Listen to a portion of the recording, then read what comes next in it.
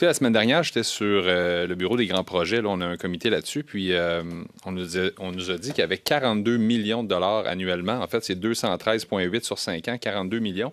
Avec 42 millions en un an, ils ont fait zéro projet jusqu'à date qui a été approuvé. Vous, avec 17,7, vous traitez combien de dossiers par année? J'essaie juste de comparer, mettons, l'efficacité.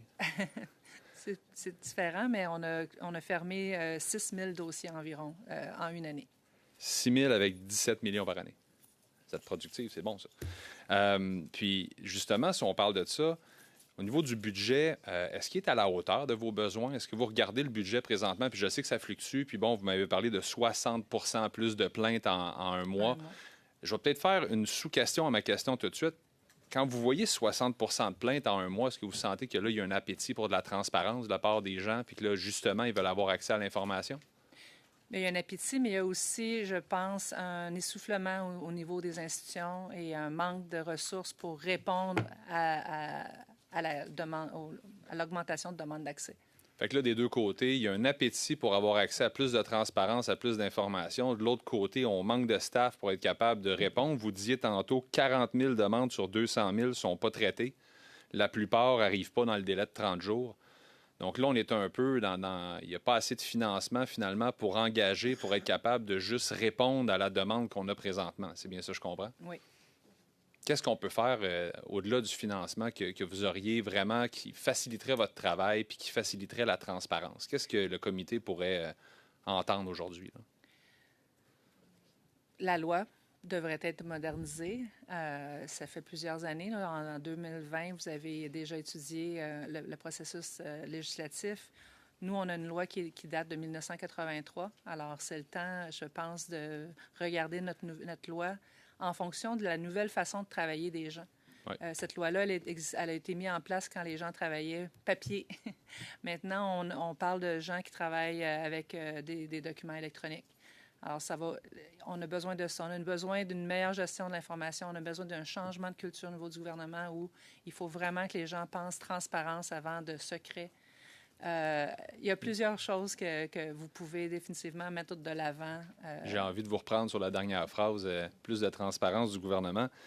Je vais avoir une question qui s'en vient très rapidement suite à ça, mais j'ai posé la question la semaine dernière à une personne de la GRC.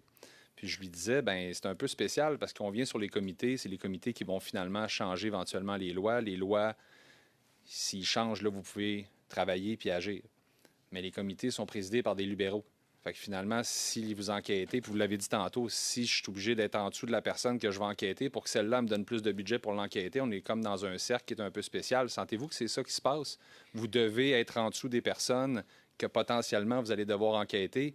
Ils n'ont peut-être pas le désir de vous donner tout le financement pour que vous fassiez votre travail. Je vous dirais que présentement, je ne me sens pas en conflit, mais ça peut donner l'impression que je pourrais arrêter de faire des enquêtes parce que ces gens-là sont responsables de mon budget.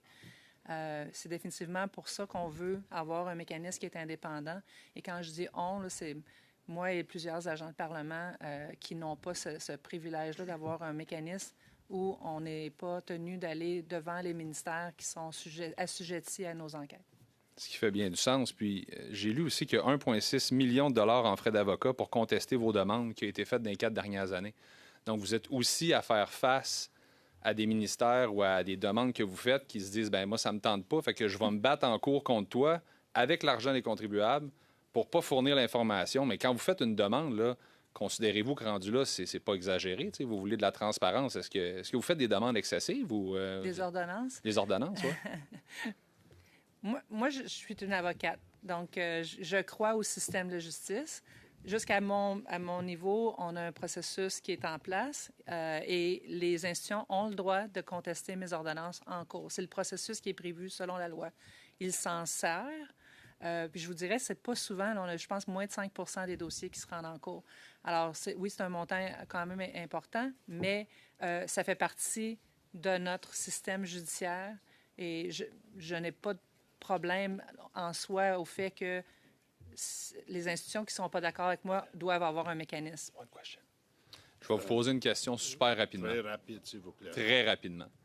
Les comités, la semaine dernière, ont changé au niveau du nombre de personnes et on en a vu beaucoup aller en huis clos Est-ce que vous considérez que la transparence, encore une fois, c'est une priorité absolue ou si c'est acceptable que les gens ne voient pas ce qui se passe dans nos comités? Rapidement. La transparence est importante, peu importe.